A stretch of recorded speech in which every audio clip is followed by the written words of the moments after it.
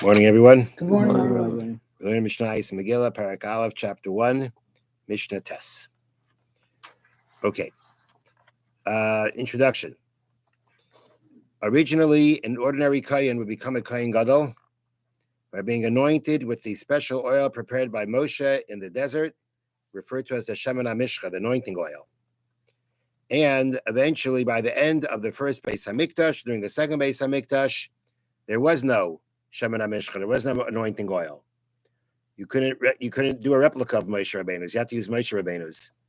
And it was hidden away towards the end of the first Beis HaMikdash. And therefore, during the period of time when there was no anointing oil to anoint the Kohen Gadol, to appoint him into that position, the way he went into that position was by the fact that the Kohen Gadol wears more priestly garments than a regular Kohen. Regular Kohen wears 4 garments. Kohen Gadol wears 8 garments. So the Kohen Gadol, when a Kohen became the Kohen Gadol, basically by putting on the 8 garments of the Kohen Gadol, that made that Nishin, that brought him into being the Kohen Gadol. And that Kohen Gadol is called Meruba Begadim. The Kohen that is increased in garments. He's wearing more garments. And the fact that he wears more garments is what brings him into that position. So is there any difference between these two Kohanim? So the Mishnah reads, Ein bein Kohen Meshuach b'Shemen HaMishcha. No difference between a Kohen anointed with the anointing oil, L'meruba begadim, to the one that did not have the anointing oil, but had just the increase of clothing. Elapar haba al kala mitzvahs. The only difference is the cow that comes for all mitzvahs. Now, so the part where we say that again, whenever we say there's no difference, that means they have similarities. The similarities between the two are that both bring the Kohen Gadol's special carbon that he brings on Yom Kippur. They both bring that. The Kohen Gadol, as we're going to say, had a daily mincha offering called the Minchas Chavitin that he brought. Okay, both of them bring that. And both of them are forbidden to marry a widow or a woman who's not a virgin. So in those aspects, they're going to be the same. The difference is what the Mishnah calls the cow that comes for all mitzvahs.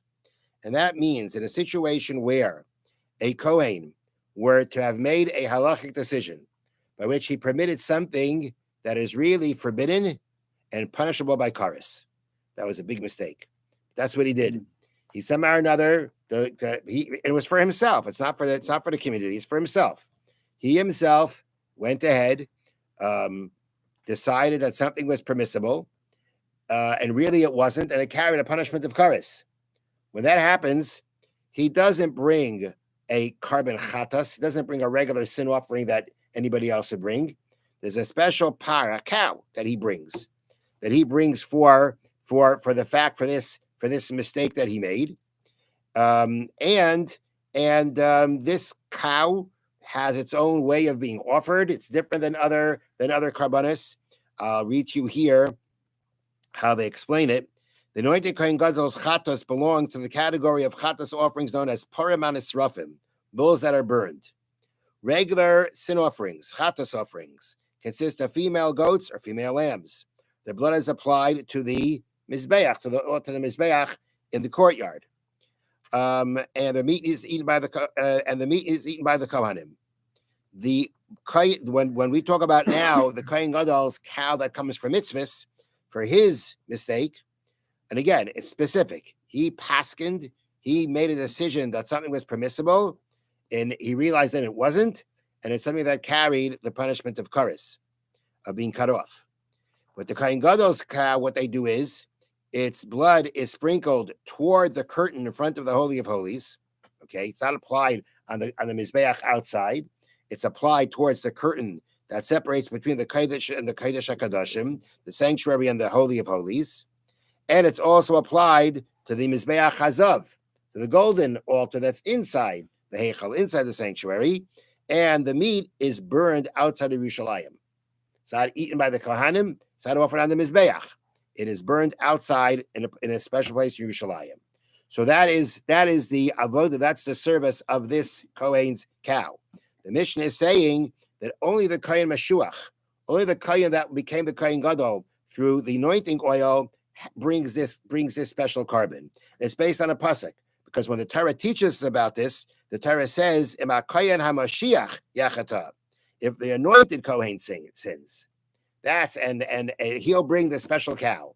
So the Torah only said that by a kohen hamashiach. That means a kohen that was anointed.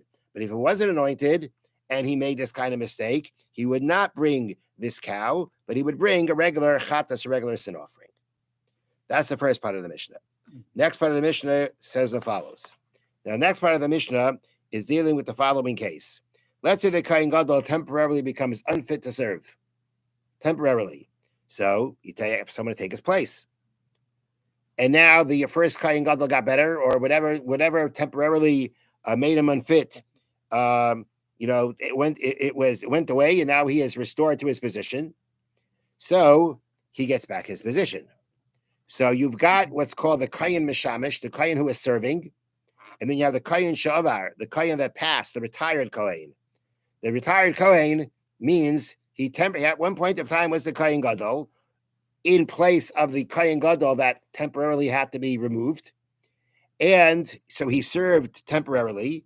And even after the first kohen gadol is restored to his position, this kohen, who at one time was a kohen gadol, has halachas, he has laws like the kohen gadol. And the Mishnah is going to say, Mishnah now says, Ein ben kohen mishamish a kohen sha'avar. There's no difference between the kohen serving and the kohen that passed, the kohen that retired, so to speak. And the par Yom Kippurim, the only difference is the cow brought on Yom Kippur, Basiris or Ephah, and the 10th of an Ephah meal offering brought by the kohen every day.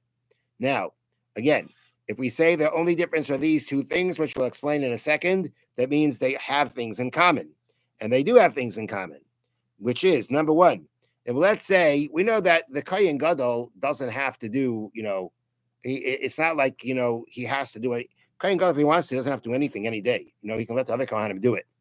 But if he wants to do something, then no one can stop him. Like you can't say, it's, this is our week. You can't do this. Kohen gadol wants to go ahead and do the avodah. No one can stop him. And when he does the avodah as the kohen gadol, he has to wear his 8 garments. The kohen gadol serves the Beis Hamikdash. He has to wear his bigdei kuna gadol. He's got to wear his 8 garments. If this kohen who was temporarily kohen gadol wants to do a service in the Beis Hamikdash, he's got to wear the 8 garments, because he still has the status of a kohen gadol to a degree. That's number one. Number two, he is forbidden to marry a widow or a woman who is a non-virgin. Even though he's not now serving as kohen gadol, nonetheless, he still retains the status of kohen gadol because of the point of time because of when he was. Now, what do we say is the difference between the two? The difference is the following. The first thing mentioned is the par Yom Kippurim. The par Yom Kippurim, explained here in the notes, is the bull. This bull is a chatas offering, a sin offering brought by the kohen gadol on Yom Kippur to atone for certain sins of himself, his family, and the other kohanim. Okay, the Torah allows for only one such offering and not two. Therefore, it is brought only by the serving kohen gadol. There's only one there's only one cow the kohen gadol brought on Yom Kippur. There's only one. So who's going to get it? The one who's serving presently.